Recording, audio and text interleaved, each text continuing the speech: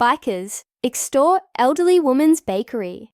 Unaware, her Navy grandson just returned from service. Here's something gripping and engaging for your introduction. The smell of fresh cinnamon rolls and warm bread filled the air as Margaret wiped her flour-covered hands on her apron. Her bakery had been the heart of this small town for over 40 years. Everyone knew her. Everyone loved her. Except for the group of bikers who had recently started showing up uninvited. They weren't there for the pastries. They came for money. At first it was just one guy, a tall, scruffy man with tattoos running down his arms, who strolled in and leaned over the counter, his voice smooth, but laced with quiet menace. "Business tax," he called it, smirking as he held out a thick, calloused hand. Margaret, kind but not naive, knew exactly what it meant. She tried to reason with him. "This is just a bakery," she said gently. "I don't have much." But that didn't stop them. Soon, more of them came. They didn't care that she was an elderly woman who had spent her life baking for the town's families, feeding kids after school, and donating leftover bread to the church. They didn't care that her late husband built this place with his bare hands. All they saw was an easy target, and week after week, they took more. Some cash from the register here, a free meal there. It started small, but like a storm gathering strength, it only got worse. One day, when Margaret hesitated to hand over her hard-earned money, one of the men knocked over a tray of fresh pastries. Another kicked over a chair, his leather boots, leaving scuff marks on the old wooden floor. Margaret's hands trembled as she picked up the broken pieces, but she refused to let them see her cry. The town whispered about it, but said nothing. These men were trouble, and no one wanted to get involved. Margaret, too proud to ask for help, simply endured. But what the bikers didn't know, what they couldn't have known, was that Margaret's grandson, Jake, had just returned from his final tour with the Navy, and he was coming home to visit the only family he had left. Jake had grown up in this bakery. As a boy, he'd sat on the counter, swinging his legs as he watched his grandmother knead dough with strong, patient hands. He had learned everything about discipline, hard work, and kindness from her. When his parents passed away, it was Margaret who raised him, who made sure he never went without. And now, after years of serving his country, Jake was finally back. But he wasn't the same young man who had left. The Navy had shaped him, sharpened him. He had seen things, done things these bikers couldn't begin to imagine. The day he arrived, he walked into the bakery, expecting the warm, familiar hug of home. Instead, he found his grandmother standing behind the counter, a forced smile on her face, her hands gripping the edges of the register a little too tightly. The air felt heavy, like something was wrong. Then he saw them. 3 men in leather jackets lounged near the entrance, acting like they owned the place. One was picking at his teeth with a toothpick. Another had his boots propped up on a chair, and the third, bigger than the rest, stood near Margaret, watching her closely. Jake's heart pounded in his chest, not with fear, but with controlled anger. He didn't need to ask what was happening. He could see it. His grandmother's bakery, the place that had been his safe haven growing up, was under siege. And these men, they had no idea who they were dealing with. He approached the counter, slowly, his voice calm but firm. "Grandma, everything okay here?" Margaret's eyes flickered to him, a mixture of relief and worry. "Jake," she said softly, "you're home." One of the bikers chuckled, standing up straight.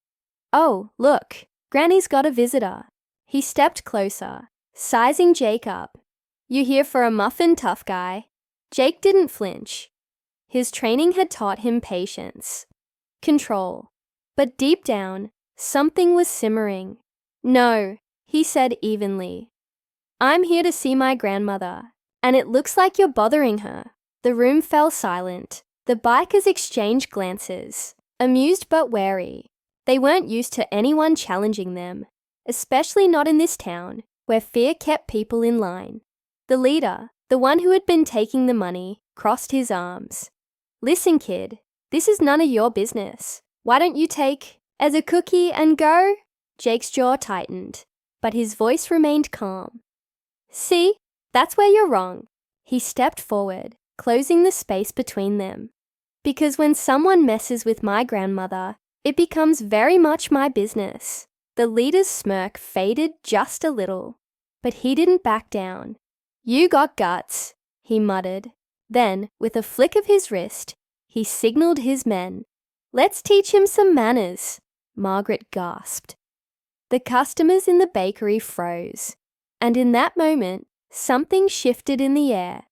Something the bikers didn't recognize, but should have. Jake wasn't just some kid defending his grandmother's shop. He was a trained fighter, a man who had spent years learning how to handle situations far worse than this. And as the first biker took a step forward, Jake's expression didn't change. He was ready. What happened next would leave the entire courtroom gasping. But for now, in the warm flour-dusted air of the bakery, everything was about to change. The room felt smaller, the air heavier, the soft hum of the ovens, and the quiet chatter of the other customers had faded into silence. Every pair of eyes was fixed on the scene, unfolding in the middle of the bakery. Jake stood firm, his shoulders squared, his expression unreadable. The three bikers, used to getting their way without much resistance, hesitated for just a second, but it was enough. Margaret's heart pounded. She knew her grandson had been through things, had trained for moments far more dangerous than this, but this was her shop, her world, and she didn't want to see violence stain it. "Jake," she murmured, a quiet warning in her voice. Jake didn't take his eyes off the men in front of him. He wasn't looking for trouble, but trouble had found his grandmother, and that was something he couldn't ignore. The leader, a stocky man with a jagged scar running down his cheek, stepped closer, cracking his knuckles. "You've got a real attitude, kid." His voice was low, almost amused. "I don't think you understand how things work around here." Jake tilted his head slightly, his face calm. "Oh, I understand just fine," he said. "I understand that you've been coming here, scaring an old woman, taking money that isn't yours. That ends today." A quiet ripple of tension ran through the bakery. A few customers edged toward the door, not wanting to be caught in the middle. The bikers, who had spent months bullying their way through town, weren't used to being called out, especially not in public. The leader scoffed. "You really think you can stop us?" Jake didn't respond. He didn't need to. His silence, his stillness, said more than words ever could. The bikers weren't dealing with a local shopkeeper or some scared townsperson. They were dealing with a man who had spent years in the Navy, who had been trained to handle situations far worse than this one. The second biker, lean with a long beard, took a step forward. "I think we need to show him what happens when people get in our way." Margaret tensed, her hands clutching the counter. She wanted to believe this would end without trouble, but deep down, she knew these men weren't going to walk away peacefully. Then, before anyone could react, the door swung open with a loud bang. New figure stepped in, Sheriff Walker, a tall, broad man with years of experience, dealing with the worst this town had to offer. The sheriff had seen enough in his time to recognize trouble when he walked into it. He took one glance at the scene. The bikers, Jake, Margaret's frightened expression, and immediately understood what was happening. Something going on here. Walker's voice was steady, firm. The leader of the bikers forced a smirk, turning toward him. Just having a friendly chat, Walker didn't buy it. He had been dealing with this group for months, and every time someone tried to stand up to them, they backed down, only to return later, stronger, bolder. He glanced at Jake. "You new in town?" Jake kept his gaze locked on the bikers. "Just got back." Walker gave a small nod, as if he understood more than he was letting on. He turned his attention back to the gang. "You know, I've been meaning to have a conversation with you boys about some complaints we've been getting." The leader stiffened slightly. "We're just customers," he said, his voice casual but laced with irritation. "Supporting local business." Walker let out a dry chuckle. "That right? Then I suppose you wouldn't mind if we had a little talk down at the station." A long pause stretched between them. The bikers knew they were being watched now. And while they weren't afraid of an old woman or the people in this town, dealing with the law was another thing entirely. But the leader wasn't about to back down in front of an audience. He turned back to Jake, sneering. "This isn't over." Jake didn't flinch. He simply met the man's eyes with a steady, unwavering stare. "I didn't think it was." With a slow, deliberate movement, the bikers stepped back. One by one, they made their way toward the door, their presence still heavy in the room. The leader was the last to leave, glancing once more at Margaret, then back at Jake. A warning, a promise, then they were gone. The tension in the bakery didn't disappear immediately. People exhaled, shoulders relaxed, but there was still an unspoken understanding in the air. This wasn't finished. Walker sighed, rubbing his jaw. "I don't like the way this is going." He turned to Margaret. "You okay?" She nodded, though her hands were still trembling slightly. "I'll be fine," she said, her voice softer now. Walker glanced at Jake again, studying him. "I take it you're staying for a while?" Jake met his gaze. "As long as I need to." The sheriff gave a small nod. "Good. Because something tells me those boys aren't going to let this slide." Jake already knew that. He wasn't afraid, but this wasn't just about him. It was about his grandmother, about this bakery, about the town that had stood by in silence for too long. As the sheriff left, Margaret reached out, touching Jake's arm. "You don't have to get involved in this," she said gently. "I don't want you getting hurt." Jake looked at her. The woman who had given him everything, who had raised him to be the man he was today. "I'm not going to let them do this to you," he said. "Not anymore." Margaret's eyes softened with emotion, but she didn't argue, because deep down, she knew this wasn't over. Outside, the sun had begun to set, casting long shadows over the quiet town. Somewhere down the road, the roar of motorcycle engines echoed in the distance. The bikers weren't done, and neither was Jake. The night settled over the town, quiet but thick with tension. Jake sat in the bakery with Margaret long after the last customer had left, drinking a cup of coffee as he listened to the distant rumble of motorcycles. He knew they'd be back. Bullies never walked away after being challenged. They regrouped, planned, and returned with more force. Margaret sat across from him, her hands wrapped around a mug of tea, worry lining her face. "Jake, maybe we should just—" "We're not giving in," he said firmly, cutting her off before she could finish. "You've spent your whole life building this place. You shouldn't have to live in fear." Margaret sighed, nodding slowly. She knew he was right, but she also knew these men weren't used to being stood up to, and that made them dangerous. Jake wasn't afraid of danger.